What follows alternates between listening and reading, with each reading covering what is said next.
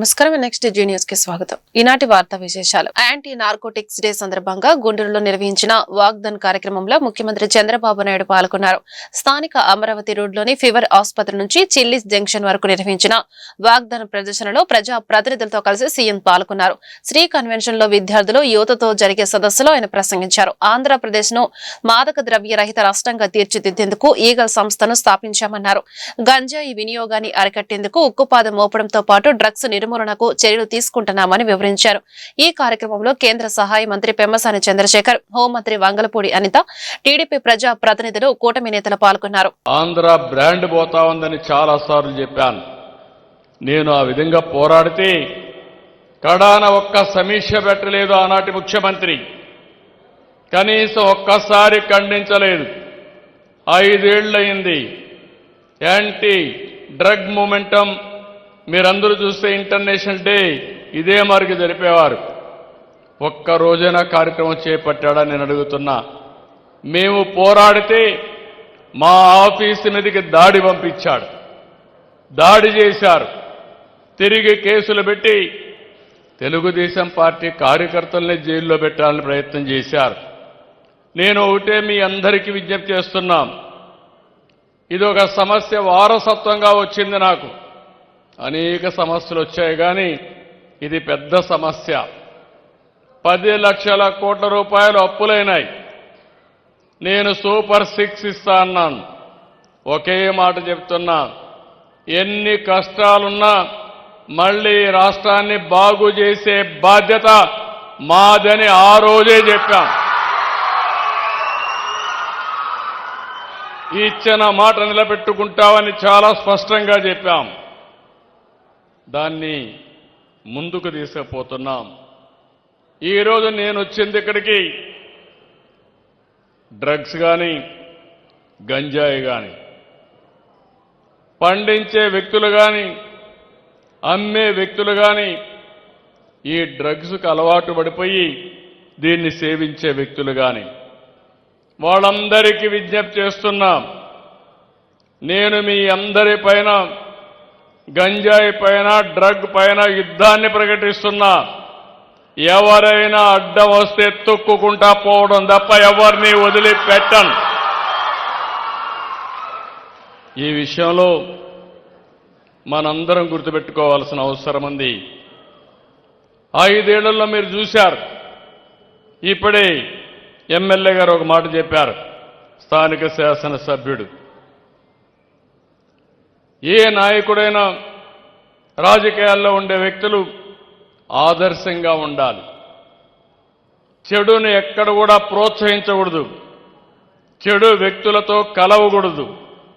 అలాంటిది ఒక గంజాయి బ్యాచ్, రౌడీ షీటర్ పోలీసుల మీద దాడి చేస్తే పోలీసులు అతన్ని ఎక్కడికక్కడ పోలీసుల డ్యూటీ.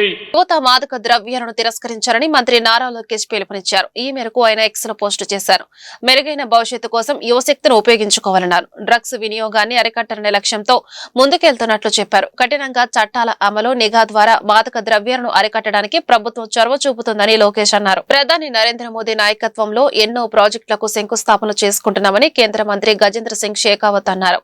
రాజమహేంద్రవరంలో అఖండ గోదావరి ప్రాజెక్టుకు శంకుస్థాపన చేసిన అనంతరం ఆయన మాట్లాడారు. రాష్ట్రంలో ప్రాజెక్టు రూపకల్పనకు CM Chandrababu, deputy CM Pawan Kalyan కృషి చేస్తున్నారని చెప్పారు. అఖండ గోదావరి ప్రాజెక్టుకు శంకుస్థాపన చేసుకోవడం ఆనందదాయకం. ప్రధాని మోదీ నాయకత్వంలో దేశంలో పర్యాటక అభివృద్ధి వేగవంతమైంది. డబుల్ ఇంజిన్ సర్కార్ ఆధ్వర్యంలో ఏపీలో అభివృద్ధి పరుగులు పెడుతుంది. దేశంలో పర్యాటకుల సందర్శన మరింత పెరిగింది. ప్రపంచంలో పర్యాటకుల శాతం వేగంగా పెరిగింది. భారత్లోని టూరిజం అభివృద్ధికి ఏపీలో అనుకూల పరిస్థితులు ఉన్నాయి. ఆధ్యాత్మికంగానూ రాష్ట్రం అభివృద్ధి చెందుతుంది. ఏపీలో పర్యాటక రంగం అభివృద్ధికి సుమారు 450 కోట్లకు పైగా నిధులు మంజూరు చేశామని వివరించారు. Foundation stone of various tourism projects sanctioned under the able leadership of Honorable Prime Minister Narendra Modi garu, on the recommendation of the able Chief Minister Nara Chandrababu Naidu garu, and on continuous persuasion of my dear friend, Deputy Chief Minister, Shri Pawan Kalyan Garu, and our State President and my fellow MP, Honorable Purundeshwari ji, today in this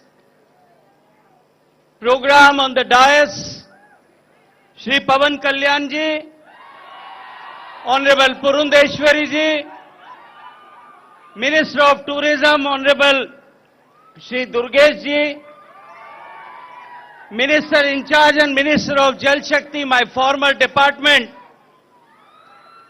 Nimala Ramanaidu Garu, fellow member of Legislative Assembly, dear party officials, ladies and gentlemen, today at this,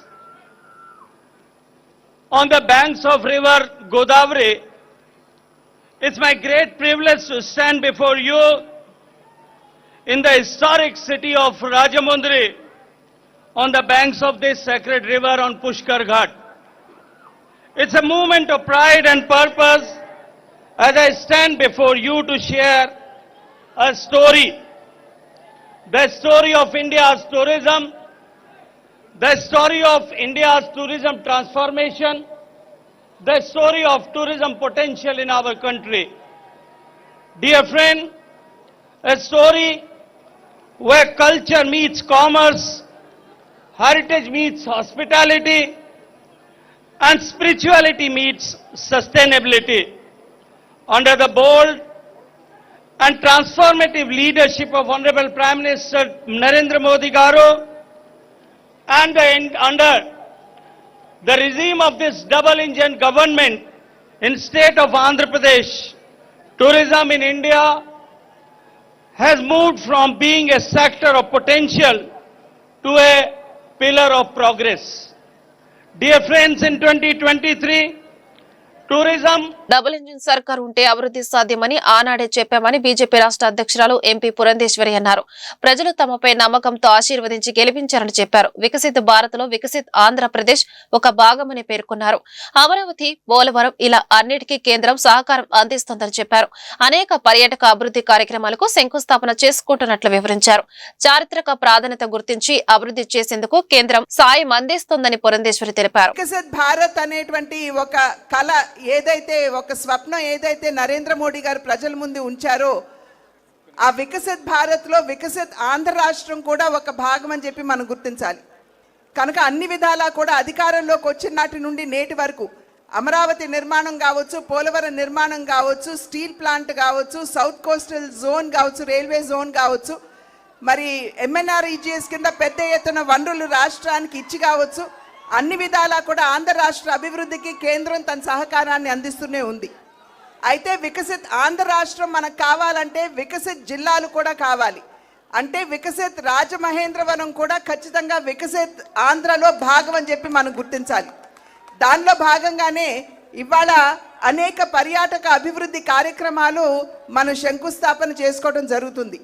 ప్రత్యేకించి Havelock bridge 100 సంవత్సరాల నాటి bridge నిరుపయోగంగా ఉన్నటువంటి సందర్భంలో దాని యొక్క చారిత్రాత్మక ప్రాధాన్యతను గుర్తించి ఇవాళ దాన్ని కూడా ఒక పర్యాటక క్షేత్రంగా దాన్ని అభివృద్ధి చేయడానికి కేంద్రం తన సహకారాన్ని అందిస్తుంది. అదేవిధంగా రివర్ ఫ్రంట్ దాన్ని కూడా అభివృద్ధి చేస్తున్నటువంటి సందర్భంలో నేను ఇప్పుడే అజయ్ జైన్ గారితో కూడా మాట్లాడాను. అక్కడ ఉన్నటువంటి విగ్రహాలని తొలగించకుండా ఏదైతే అభివృద్ధి చేస్తున్నామో ఆ అభివృద్ధిలోనే మిళితం చేయమని చెప్పి వారికి ఇప్పుడే అజయ్ జైన్ గారు కూడా నేను అభ్యర్థించడం జరిగింది. అదేవిధంగా హ్యావ్లాక్ బ్రిడ్జ్తో పాటుగా ఇవాళ పుష్కరాలకి సంబంధించి 2027వ సంవత్సరంలో ఏదైతే పుష్కరాలు మనం రాబోతుందో దాన్ని దృష్టిలో ఉంచుకునే ఇవాళ పుష్కర ఘాట్లో అఖండ గోదావరికి కూడా మనం శంకుస్థాపన చేసుకోవడం జరిగింది. కనుక అభివృద్ధి రాజమహేంద్రవరాన్ని ఇందాక సోదరులు దుర్గేష్ గారు మాట్లాడుతూ హెరిటేజ్ జిల్లాగా రాజమహేంద్రవరాన్ని గుర్తించాలి అని చెప్పి వారు అభ్యర్థించారు. ప్రజలందరికీ గుర్తుండే ఉంటుంది.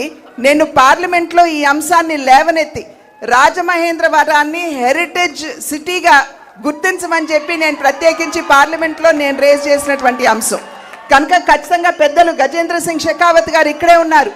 వారి సహకారంతో ఖచ్చితంగా దీనికోసం నా వంతు కృషి చేస్తాను అని చెప్పి తెలియజేస్తూ అన్ని విధాలా పర్యాటకంగా కావచ్చు, అదేవిధంగా రిలీజియస్గా కావచ్చు, రాజమహేంద్రాన్ని అభివృద్ధి చేసుకునేటువంటి అవకాశం ఉన్నటువంటి సందర్భంలో ఆ దిశగా ఇప్పటికే ఆల్రెడీ అడుగులు వేస్తున్నాం. గౌతమి లైబ్రరీని కూడా దాన్ని అభివృద్ధి చేయడానికి నా వంతు కృషి నేను చేస్తున్నాను. కనుక ఖచ్చితంగా రాబోయే కాలంలో కూడా ఏదైతే ప్రజలు మా పట్ల విశ్వాసాన్ని కనబరిచారు. రాజు మహేంద్రవరం అంటే గుర్తుకొచ్చేది గోదావరి తీరమని AP deputy CM Pawan Kalyan అన్నారు. అఖండ గోదావరి ప్రాజెక్టుకు శంకుస్థాపన చేసిన అనంతరం ఆయన మాట్లాడారు.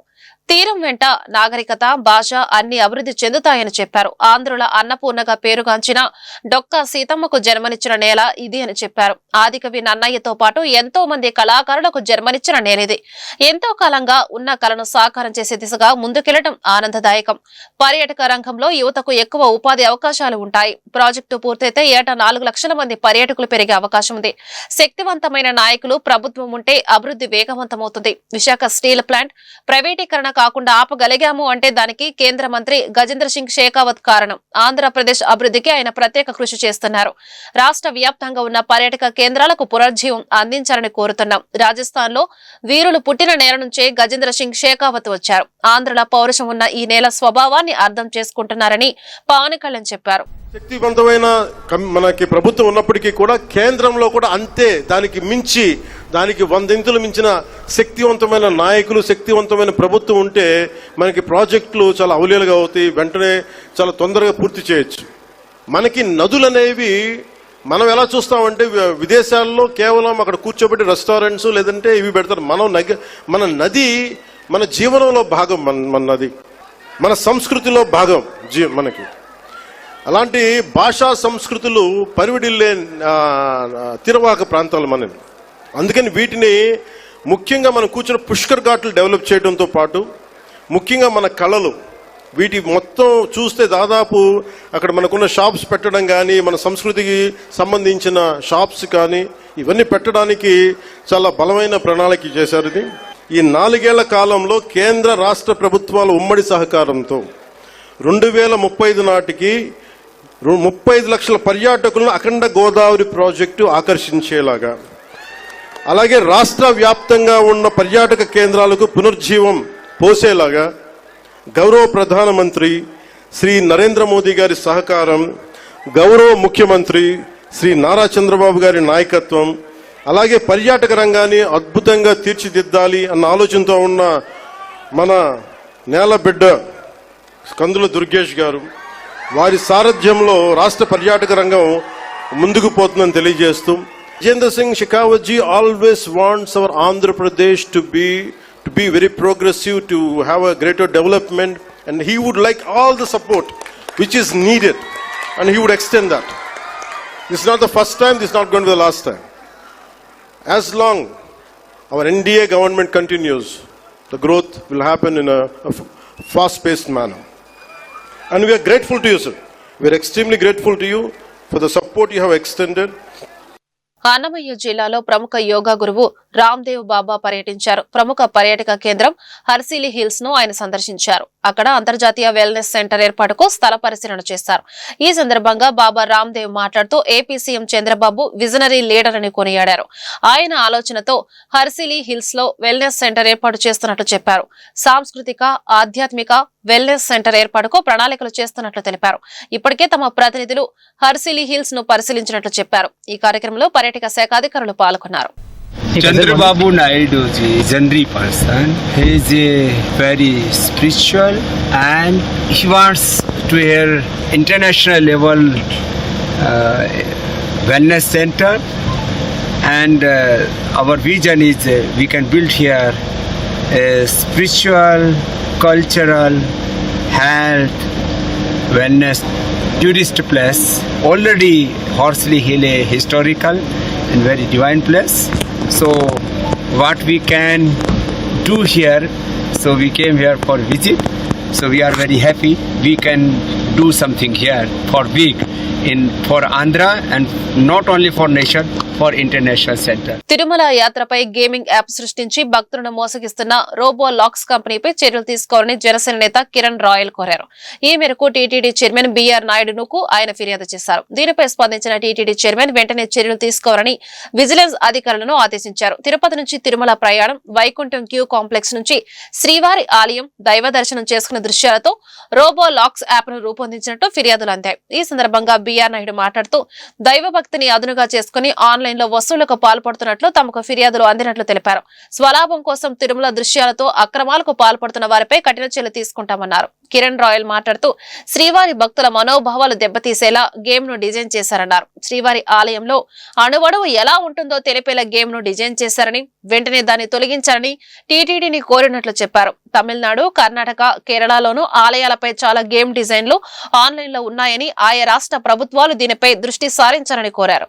అల్లిపిరి టోల్ గేట్ నుంచి తిరుమల దర్శనం చేసుకుని మళ్ళీ లడ్లు తీసుకొని మళ్ళీ తిరుపతికి వెళ్ళి ఎలా వెళ్ళొచ్చు అని చెప్పి ఒక రూపంలో ఒక యాప్ క్రియేట్ చేసి అందులో దాన్ని సోషల్ మీడియాలో పెట్టి దాని ద్వారా ఉండి ఒకటి పెట్టి డాలర్స్ రూపంలో డబ్బులు వసూలు చేస్తున్నారు. దాంట్లో గేమ్ అంటే వెంకటేశ్వర ఆటలాడతారా, పిల్ల చేష్టలు చేస్తున్నారు. మీరు మీ లిమిట్ ఉంటుంది, దేనికైనా ఒక లిమిట్ ఉంటుంది. దేవుడితో ఆటలాడటం ఏంది? భవిష్యత్తులో వెంకటేశ్వర స్వామి జోలికి రావాలన్నా, హిందూ మతాల జోలికి రావాలన్నా, ఇటువంటి యాప్ క్రియేట్ చేయాలన్నా, ఏమి చేయాలన్నా సరే వాళ్ళకి భయపడే విధంగా శిక్షలు పడాలి. దాని మీద చర్యలు తీసుకోవాల్సిందిగా చైర్మన్ గారు కోరం. దీని వెంటనే చైర్మన్ గారు స్పందించారు కాబట్టి ఇమ్మీడియట్లీగా కేసు నమోదు చేసి అరెస్ట్ చేసి ఆ యాప్ని డిలీట్ చేసిన బాధ్యత టీటీడీ తీసుకోవాల్సింది కోరుతున్నాం. మున్సిపల్ ఇంజనీరింగ్ విభాగం కార్మికులు చేస్తున్న సమ్మె గురువారం నాటికి 4వ రోజుకి చేరింది. ఈ సమ్మెలో భాగంగా గుంటూరు నగరపాలక సంస్థ కార్యాలయం వద్ద ఇంజనీరింగ్ కార్మికులు ప్రభుత్వానికి వ్యతిరేకంగా నినాదాలు చేశారు. ఈ సందర్భంగా రాష్ట్ర జేఏసీ చైర్మన్ ఈదలమూడి మధుబాబు మాట్లాడుతూ మున్సిపల్ ఇంజనీరింగ్ పరిధిలో 28 విభాగాల్లో పనిచేస్తున్న అవుట్ సోర్సింగ్ కార్మికులకు తక్షణమే వేతనాలు పెంచాలని డిమాండ్ చేశారు. అలాగే రాష్ట్ర ప్రభుత్వం అమలు చేస్తున్న సంక్షేమ పథకాలు వీరికి వర్తింపజేయాలని విజ్ఞప్తి చేశారు. ఇప్పటికైనా కూటమి ప్రభుత్వం స్పందించి ఇంజనీరింగ్ విభాగంలో పనిచేసే కార్మికుల సమస్యను పరిష్కరించాలన్నారు. లేని పక్షంలో నిరావధిక సమ్మెను ఉధృతం చేస్తామని ప్రకటించారు. బాబు రాష్ట్రంలో ఉన్న అన్ని నగరపాలక సంస్థలు, పురపాలక సంఘాల్లో ఇంజనీరింగ్ విభాగంలో పనిచేస్తున్న కార్మిక సంఘాల జేఏసీ చైర్మన్. మేము గత 4 రోజులుగా ప్రభుత్వ తీరుకు నిరసనగా సమ్మె చేస్తూ ఉన్నాం. ఎందుకంటే గతంలో అధికారంలో ఉన్న వైసీపీ ప్రభుత్వం కేవలం మున్సిపల్ రంగంలో పారిశుద్ధ్య విభాగం, డ్రైవర్లు, అండర్గ్రౌండ్ డ్రైనేజీ కార్మికులకు మాత్రమే జీతాలు పెంచి ఇంజనీరింగ్ విభాగంలో పనిచేసే 28 రకాల విధులు నిర్వహించే కార్మికులకు జీతాలు పెంచకుండా మోసం చేసింది. అలాగే ఆప్కాస్ అనేది ఒకటి పెట్టి ఆప్కాస్లో మాకందరికీ CFMSID ఒకటి సృష్టించి మమ్మల్ని ప్రభుత్వ ఉద్యోగులుగా చూపించి మాకు సంక్షేమ పథకాలు కూడా కోత పెట్టడం జరిగింది. అయితే ఈ ప్రభుత్వం ఇప్పుడున్న ప్రస్తుతం అధికారంలో ఉన్న కూటమి ప్రభుత్వం వస్తే ఏదైనా మేలు చేసిద్దనే భావంతో మా అవుట్సోర్సింగ్ రంగంలో పనిచేసే అన్ని శాఖల్లో పనిచేసే అవుట్సోర్సింగ్ కార్మికులు కూడా 2 లక్షల మంది పైచిలుకున్న కార్మికులందరూ కూడా కూటమి ప్రభుత్వాన్ని నమ్మి ఓట్లేయడం జరిగింది. ఎందుకంటే కూటమి ప్రభుత్వం అధికారంలోకి వచ్చే ముందు ఎన్నికల మేనిఫెస్టోలో అవుట్సోర్సింగ్ ఉద్యోగులందరికీ కూడా సంక్షేమ పథకాలు అమలు చేస్తామని చెప్పి చెప్పటం, అలాగే మెరుగైన ఇంకా ఆప్కాస్ వ్యవస్థను మెరుగైన వ్యవస్థగా తీసుకొస్తారనే ఉద్దేశంతో మేమందరం కూడా కూటమి ప్రభుత్వానికి ఓట్లేసి గెలిపించడం జరిగింది. అయితే దానికి భిన్నంగా ప్రభుత్వం వచ్చిన తర్వాత మాకు జీతాలు కూడా పెంచింది అనుకున్నాం. అయితే ప్రభుత్వం వచ్చి ఏడాది గడిచినప్పటికి కూడా ఏదైతే గత ప్రభుత్వం మోసం చేసిందో ఇంజనీరింగ్ కార్మికుల్ని, అదే మోసం ఈ ప్రభుత్వం కూడా చేస్తూ ఉంది. జీతాలు పెంచే ఆలోచనలో లేదు. ఎన్నిసార్లు వినతిపత్రాలు ఇచ్చినప్పటికి కూడా ప్రభుత్వం పట్టించుకునే పరిస్థితి లేదు. మంత్రి నారాయణ గారు అయితే ఈ నెల 2వ తేదీన మా కార్మిక సంఘాలతో చర్చలు జరిపి మాకు గతంలో ప్రభుత్వం ఏదైతే 6,000 రూపాయలు పారిశుద్ధ్య కార్మికులకు పెంచిందో అదే జీతాన్ని అందరికి సమానంగా పెంచమని చెప్పి అడిగాం. ఎందుకంటే గతంలో ప్రభుత్వాలు ఎప్పుడు కూడా పారిశుద్ధ్యం, ఇంజనీరింగ్ అని తేడా లేకుండా జీతాలు పెంచుకుంటూ వచ్చింది. గత వైసీపీ ప్రభుత్వమే తేడా చూపించి వాళ్ళని మమ్మల్ని విడగొట్టి జీతాలు పెంచడం జరిగింది. అయితే ఈ ప్రభుత్వం న్యాయం చేసింది అనుకుంటే ఎన్నిసార్లు వినతిపత్రాలు ఇచ్చినా మంత్రి గారితో మాట్లాడినా ముఖ్యమంత్రి గారితో మాట్లాడి చెప్తామని చెప్పి ఆయన అర్ధాంతంగా చర్చలు ముగించి వెళ్ళిపోయి దాదాపు 22 రోజులు 3 రోజులు అవుతా ఉంది. ఇప్పటి వరకు చర్చలు జరపట్లేదు. అందుకు నిరసనగా మేము మాకు సమానంగా అందరికి సమానంగా 6,000 రూపాయలు జీతం పెంచాలి, అలాగే మాకు అన్ని సంక్షేమ పథకాలు అమలు చేయాలి, మాకు మినిమం టైం స్కేల్ ఇవ్వాలి, మాకు హెచ్ఆర్ పాలసీని అమలు చేయాలి, అలాగే రిటైర్మెంట్ బెనిఫిట్స్ మాకు ఇవ్వాలి, గ్రాడ్యుటీ మాకు ఇవ్వాలి. ఎవరైనా చనిపోతే నేటి డిజిటల్ యుగంలో స్మార్ట్ వర్క్ పెంపొందించుకోవాల్సిన ఆవశ్యకత ఎంతైనా ఉందని గుంటూరు తూర్పు ఎమ్మెల్యే మహమ్మద్ నజీర్ తెలిపారు. ప్రభుత్వ సంక్షేమ కార్యక్రమాలు ప్రజలకు చేరువ చేసేలా, మహిళా సాధికారతకు మరింత ఊతమిచ్చేలా మెప్మా రీసోర్స్ పర్సనల్ కు ట్యాబ్లు పంపిణీ చేస్తున్నట్లు చెప్పారు. రాష్ట్ర ముఖ్యమంత్రి చంద్రబాబు నాయుడు పారదర్శకతకు అత్యంత ప్రాధాన్యత కల్పించారని వివరించారు. గుంటూరు కార్పొరేషన్ కౌన్సిల్ మీటింగ్ హాల్లో గుంటూరు పట్టణ పేదరిక నిర్మూలన సంస్థ ఆధ్వర్యంలో ఎమ్మెల్యే నజీర్ మెప్మా రీసోర్స్ పర్సన్లకు ట్యాబ్లు పంపిణీ చేశారు. ఈ సందర్భంగా ఎమ్మెల్యే మాట్లాడుతూ మహిళా సాధికారత కోసం కూటమి ప్రభుత్వం విశేషంగా కృషి చేస్తోందన్నారు. ఆర్పీల విధి నిర్వహణలో ట్యాబ్ల వినియోగం వలన అనేక ప్రయోజనాలు లభిస్తాయని పేర్కొన్నారు.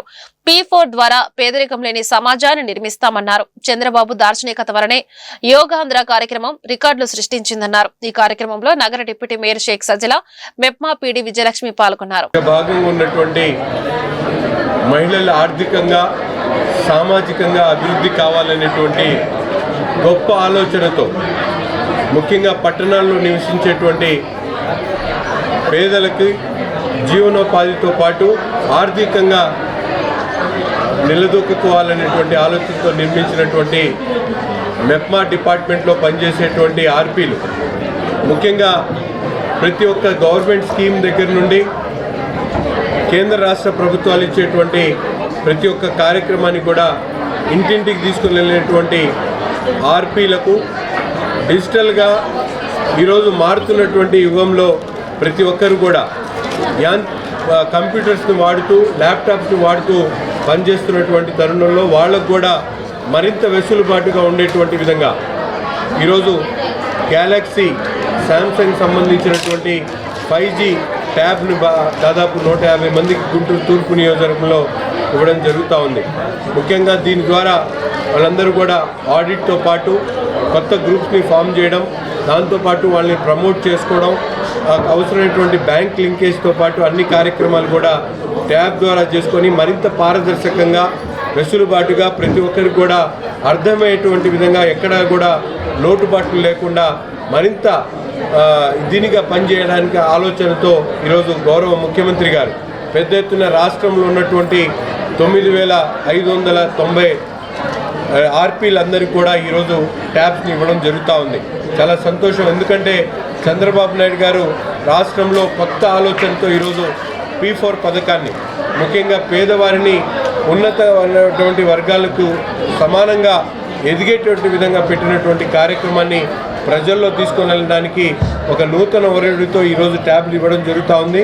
ప్రజలందరూ ముఖ్యంగా ఆర్పీలందరూ కూడా మరింత పారదర్శకంగా ప్రజలకు ఉపయోగపడేటువంటి విధంగా సమాజంలో ఉన్నటువంటి భేదాభిప్రాయాలను తొలగించేటువంటి విధంగా ఈ కార్యక్రమాన్ని తీసుకొని దీన్ని వెసులుబాటును మీరందరూ కూడా ఉపయోగించుకోవాలని చెప్పి కోరుకుంటూ గౌరవ ముఖ్యమంత్రి గారికి హృదయపూర్వకమైనటువంటి ధన్యవాదాలు తెలుపుతాం. ఈరోజు గౌరవనీయులు ముఖ్యమంత్రి వర్యులు చంద్రబాబు నాయుడు గారు ఒక గొప్ప ఆలోచనతో, ఒక గొప్ప సంకల్పంతో ఆర్పీలకు ట్యాబ్స్ ఇవ్వటం జరిగింది. ఎందుకంటే గతంలో కూడా 2014లో ట్యాబ్స్ ఇచ్చిన చరిత్ర చంద్రబాబు నాయుడు గారికి ఉంది. అదేవిధంగా మళ్ళీ ఈ యొక్క 2024లో కూడా ట్యాబ్స్ ఇవ్వటం జరిగింది ఆర్పీలకు. ఎందుకంటే ప్రజలకి ఇటు సంక్షేమం మరియు అభివృద్ధి ప్రతి ఒక్కటి కూడా ప్రజల్ని తీసుకెళ్ళాలి అనే ఒక ఎలాగైతే చంద్రబాబు నాయుడు గారు ఒక విజన్ లీడర్గా, ఒక అడ్మినిస్ట్రేషన్ లీడర్గా ముందుకు వెళ్తున్నారో అదే ఒక టెక్నాలజీతో ప్రజలకి ఏ ఇబ్బంది కలగకూడదు, ఆర్పీల ద్వారా ప్రజలకి ఇటు సంక్షేమం మరియు అభివృద్ధి ప్రతి దశలో ముందుకు వెళ్ళాలి, ప్రజలకి మంచి చేయాలి అనే ఒక ముఖ్య ఉద్దేశంతో ఈ యొక్క ట్యాబ్ని కూడా ఏర్పాటు చేయడం జరిగింది. ప్రతి ఒక్కటి కూడా ఇవ్వటం జరిగింది. మరి ముఖ్యంగా మహిళలకు, అంటే మహిళలు ఆర్థికంగా ఎదగాలని, గౌరవంగా ఉండాలని, సమాజంలో తల ఎత్తును తిరగాలని, ప్రతి ఒక్క ఇంట్లో ఒక బిజినెస్ ఉమెన్గా ఉండాలని, 1,00,000 మందికి పైగా మహిళలను తయారు చేయాలని ఒక మీటింగ్ యొక్కది అప్లోడ్ అవగానే జనరేట్ అవుతుంది. అదేవిధంగా మనం లోన్స్ కూడా ఏంటంటే హస్టల్ ఫ్రీ ఉండాలనే ఉద్దేశంతో బ్యాంకర్స్తో డైరెక్ట్గా వెళ్ళడము, మనం 10 సార్లు బ్యాంకుల చుట్టూ తిరగడము, ఈ లోన్ తెచ్చుకోవడం ఇబ్బంది అవుతుందనే ఉద్దేశంతో మధ్యవర్తులు కూడా ఉండకూడదని మన ఆర్పీ ద్వారా కానీ లేదంటే SHG లీడర్ కానీ లోన్ రిక్వెస్ట్ అనేది రైజ్ చేసుకోవచ్చు వాళ్ళ గ్రూప్కి సంబంధించి. ఇది కూడా ఈ మహిళా కాస్ యాప్ ద్వారానే ఉంటుంది. అందరు ఆర్పీలకి SHG లీడర్స్కి కూడా ఐడీలు ఇవ్వడం అనేది జరిగింది. సో వాళ్ళ లాగిన్ నుంచి వాళ్ళు లోన్ రిక్వెస్ట్ చేసుకోవచ్చండి. లోన్ రిక్వెస్ట్ చేసిన తర్వాత అది మన COకి వస్తుంది. CO చూసి వెరిఫై చేసిన తర్వాత CMM లాగిన్కి వెళ్తుంది. సిఎంఎం లాగిన్ నుంచి నెక్స్ట్ పీడీ లాగిన్కి వస్తుంది. పీడీ లాగిన్లో కూడా వెరిఫై చేసి ఫైనల్ అయిన తర్వాత కన్సర్న్ బ్యాంక్ మేనేజర్కి ఆటోమేటిక్గా అది వెళ్ళడం జరుగుతుంది. మీకు ఆ లోన్ కూడా ఆన్లైన్లోనే డైరెక్ట్గా ఆ గ్రూప్ యొక్క అకౌంట్కి వస్తుందండి. ఇది కొంచెం మనకు ఫ్రీగా ఉండాలి, మీరు బ్యాంక్స్కి వెళ్ళడం ఇబ్బంది అనే ఉద్దేశంతో అంతా ఆన్లైన్లోనే చేయడం జరిగింది. నెక్స్ట్ ట్రాన్స్పరెన్సీ కూడా ఉండాలనే ఉద్దేశంతో ఇది జరిగింది. దీనికి సంబంధించి ఇలా మనకి చాలా యాక్టివిటీస్ వచ్చాయి. మనకి ముఖ్యంగా ఏంటంటే మహిళా పారిశ్రామికవేత్త ప్రతి కుటుంబంలో ఉన్నారంటే మనం బ్యాంక్ లోన్స్ ఇప్పుడు ఇప్పించిన తర్వాత ఫస్ట్ ఏంటంటే ఎవరికైతే ఏ స్కిల్స్లో ఇంట్రెస్ట్ ఉంటుందో దాని మీద ట్రైనింగ్ ఇవ్వమని చెప్పారు మనకి. సో ఆ డేటా కూడా మనం తీసుకుంటున్నాం. వచ్చిన తర్వాత వాళ్ళకి ట్రైనింగ్ అనేది ఇప్పిస్తున్నాం. ఆ ట్రైనింగ్స్ కోసం కూడా మనం ఎన్జిఓస్తో పార్ట్నర్షిప్ అనేది ఎంఓయూ అనేది చేసుకోవడం జరిగింది. ఎన్జిఓల సహకారంతో మనం వాళ్ళకి ఇష్టమైన స్కిల్స్లో ట్రైనింగ్ అనేది ఇవ్వడం జరుగుతుంది. ట్రైనింగ్ ఇచ్చిన తర్వాత ఈ బ్యాంక్ లోన్కి మనం ఈ విధంగా మహిళా కాస్ యాప్ ద్వారా అప్లై చేస్తాము. చేసిన తర్వాత వాళ్ళు మనకి యూనిట్ పెట్టుకునేటట్టు కూడా మన సిబ్బంది మెప్మా సిబ్బంది మనకి మీ అందరికీ కూడా ఎస్ఎస్జి మెంబర్స్కి హెల్ప్ చేస్తారు. యూనిట్ పెట్టిన తర్వాత కూడా నెక్స్ట్ రన్ అవ్వాలి మార్కెటింగ్కి కూడా మన ఎన్జిఓలు సహకారం అందిస్తామని మనకు చెప్పారు. ఆ విధంగా ప్రతి ఒక్కరిని కూడా ఏదో ఒక యూనిట్ అనేది పెట్టించడం అనేది మన ముఖ్య ఉద్దేశం. రాజధాని రైతుల్లో అపోహలు తొలగించి అదనపు భూ సేకరణపై కూటమి ప్రభుత్వం స్పష్టత ఇవ్వాలని సిపిఐ జాతీయ కార్యదర్శి కె నారాయణ డిమాండ్ చేశారు. బనకచర్ల నీటి ప్రాజెక్టుపై వివాదాలు లేకుండా ఏపీ తెలంగాణ మధ్య అర్థవంతమైన చర్చలు జరగాలన్నారు. గురువారం గుంటూరు సిపిఐ జిల్లా కార్యాలయంలో ఏర్పాటు చేసిన మీడియా సమావేశంలో నారాయణ మాట్లాడుతూ డ్రగ్స్ కంటే ప్రమాదకరంగా మారిన పాన్ మసాలా గుట్కా పరిశ్రమలను కేంద్ర రాష్ట్ర ప్రభుత్వాలు సీజ్ చేయాలన్నారు. ప్రజాస్వామ్య వ్యవస్థకు ఎన్నికల ప్రక్రియకు బీజేపీ ప్రమాదకరంగా మారిందన్నారు. జనగణన కులగణన సకాలంలో పూర్తి చేసి జాతీయ స్థాయిలో బీసీలకు రిజర్వేషన్లు కల్పించాలన్నారు. సిపిఐ శతాబ్ది ఉత్సవాలను విజయవంతం చేయాలని పిలుపునిచ్చారు. ఈ సమావేశంలో సిపిఐ రాష్ట్ర సహాయ కార్యదర్శి ముప్పాళ్ల నాగేశ్వరరావు, జిల్లా కార్యదర్శి జంగాల అజయ్ కుమార్, నగర కార్యదర్శి కోట మాల్యాద్రి పాల్గొన్నారు. గతంలో 30,000 ఎకరాలని క్యాపిటల్ అమరావతి తీసుకున్నారు. అది జగన్ వచ్చిన తర్వాత అంత కిట్టుబడిపోయింది, అంత గడ్డి మలిసిపోయింది, చాలా గందరగోళం అయిపోయింది. ఇప్పుడు ఈ ముఖ్యమంత్రి రాగానే దానికి జీవసత్తాలు వస్తున్నాయి. అదే కేంద్ర ప్రభుత్వం కూడా సపోర్ట్ ఉంది కాబట్టి. కేంద్ర ప్రభుత్వం సపోర్ట్ లేకుండా పోతే ఈ పార్టీకి ఈ ప్రభుత్వం గమనించి మిగిలేదు. కేంద్ర ప్రభుత్వం సపోర్ట్ ఉంది కాబట్టి ఎంత అంటారు పడుతున్నారు. అయితే రాజధాని నిర్మాణం మొదలుపెట్టక ముందుగానే ఇంకొక 40,000 ఎకరాలని క్యాపిటల్ తీసుకున్నారని చెప్పేసి ఇది బాధపెట్టారు. అంటే పంట పండేటువంటి భూముల్ని ఈ విధంగా చేస్తే దేశ ఆర్థిక వ్యవస్థ, ఆహార వ్యవస్థ నష్టం వస్తుంది. పైపించు అంత అవసరం లేని తర్వాత వస్తుంది. ఇప్పుడు జనానికి ఏంటి, వీళ్ళకి వచ్చే ఫీడ్బ్యాక్ ఏంటంటే గ్రామాన్ని తండోపతండాలు తరలి వచ్చి అయ్యా నా భూమి తీసుకోండి అని చెప్పి అడుగుతున్నాను చెప్తా ఉన్నాను. నేను ఇప్పుడు తిరిగి వచ్చాను. నాకు వచ్చిన ఫీడ్బ్యాక్ ఏంటి, అయ్యా 30,000 ఎకరాలు తీసుకున్నారు కదా, అది గడ్డి పేకండి, పునాదులు వేయండి, అది కట్టండి, అప్పుడు విశ్వాసం వస్తుంది మాకు, అప్పుడు ఈ భూములు అనేది అవకాశం ఉంటుంది. అది గడ్డి మీద అట్లే ఉంటే మళ్ళీ నేను 40,000 ఎకరాల భూములు ఏమంటే ఇప్పటికే 5 ఏళ్ల పాటు బాధపడ్డారు భూములు ఇచ్చిన వాళ్ళు. రాత్రి మూడు కష్టపడి బాధపడ్డారు భూములు ఇచ్చిన వాళ్ళు. చాలామంది దివాలు తీశారు. అట్లాంటి పరిస్థితి మళ్ళీ మాకు రాకూడదు. గతంలో వచ్చే 5 ఏళ్ల పాటు భూములు ఇచ్చిన వాళ్ళు అయితే ఇబ్బంది పడ్డారు, అది మళ్ళీ మాకు రాకూడదు. మనకి సరే పెద్ద పవర్ పాయింట్స్ ఇచ్చి చెప్పేశాడు. చెప్తే తెలంగాణ వాళ్ళకి డౌట్స్ వచ్చేస్తాయి, మా నీళ్ళు తీసుకొస్తాను. మాకేమైనా డౌట్ వచ్చాయి, పెండింగ్ పాయింట్ పోతాను మా డౌట్స్. తర్వాత మళ్ళీ క్లారిఫై చేశాడు.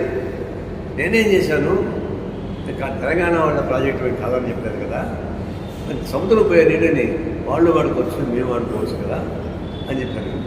అదే ముందే చెప్పుండి ఆ ప్రకారం తెలంగాణ ప్రభుత్వంతో మాట్లాడి ఆ ప్రకారం కేంద్ర ప్రభుత్వం మాట్లాడి చేసి ఉంటే బాగానే ఉండేది.